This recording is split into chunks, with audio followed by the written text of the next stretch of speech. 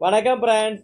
இன்னைக்கு நம்ம மாப்பிள்ளை சம்பா அரிசி கஞ்சி எப்படி பண்ணலாம் அப்படிங்கிறத பற்றி பார்க்கலாம். வாங்க நம்ம இப்போ வீடியோக்குள்ளே போவோம்.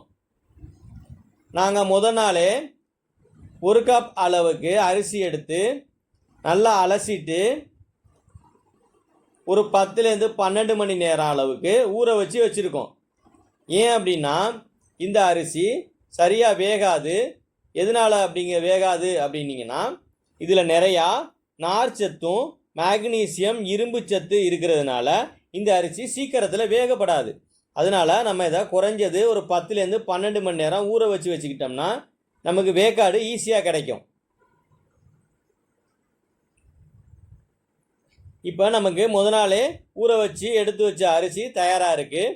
அது கூட ஒரு 7 பல்லு பூண்டு, 1 ஸ்பூன் சீரகம், ஒரு அரை மூடி தேங்காய் துருவி வச்சுருக்கோம். தேங்காய் எதுக்கு அப்படின்னா நம்ம இதில் பால் எடுக்க போகிறோம். பால் ரொம்ப திக்காக இருக்கணும், அதனால தான் அரை மூடி தேங்காய் எடுத்துருக்கோம்.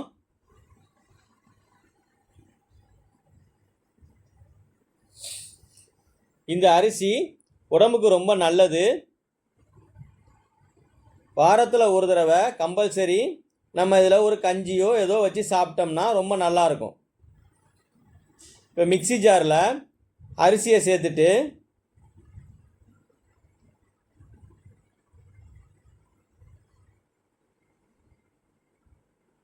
குருணை பதத்துக்கு அரைச்சிக்கணும்.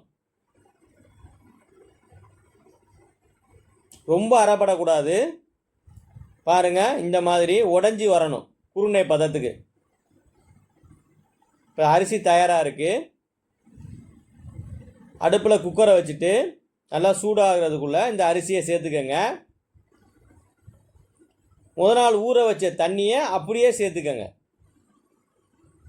1 கப் அரிசிக்கு 3 கப் தண்ணி அப்படிங்கிற விகிதாச்சாரத்தில் தண்ணி வச்சுக்குவோம்.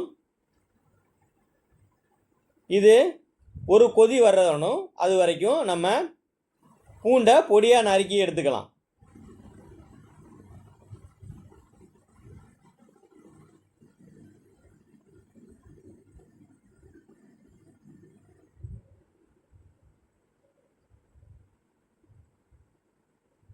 இப்போ அரிசி நல்லா கொதி வந்துருச்சு. இந்த நேரத்தில் நம்ம தேவையான அளவு உப்பு சேர்த்துக்குவோம்.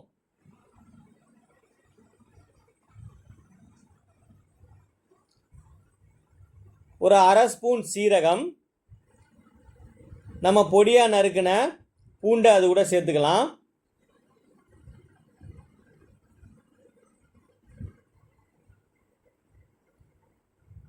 ஒரு 2-3 வாட்டி நல்லா கிண்டி விடுங்க.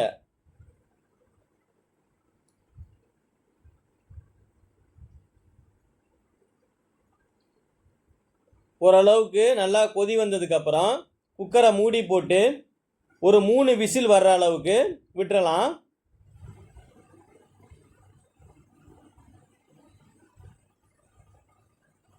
இப்போ நமக்கு விசில் வர்ற வரைக்கும் தேங்காவை பால் புழிஞ்சிக்குவோம்.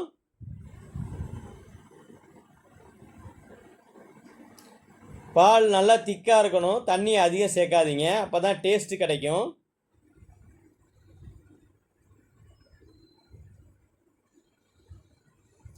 பாருங்கள், நல்லா திக்காக பால் எடுத்து வச்சுருக்கோம்.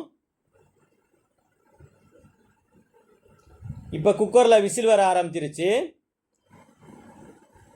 அடுப்பை அணைச்சிட்டு கொஞ்ச நேரம் ஆற விட்டுறலாம். இப்போ அருமையான மாப்பிள்ளை சம்பா அரிசி கஞ்சி தயாராகிருச்சு. இதை கரண்டியை வச்சு ஒரு 4-5 வாட்டி நல்லா கடைஞ்சி விட்டுக்கோங்க. அரிசி நல்லா மசியணும். அதுக்கப்புறமா தேங்காய் பாலை அது கூட சேர்த்து கரண்டியாலேயே நல்லா கிண்டி விடுங்க.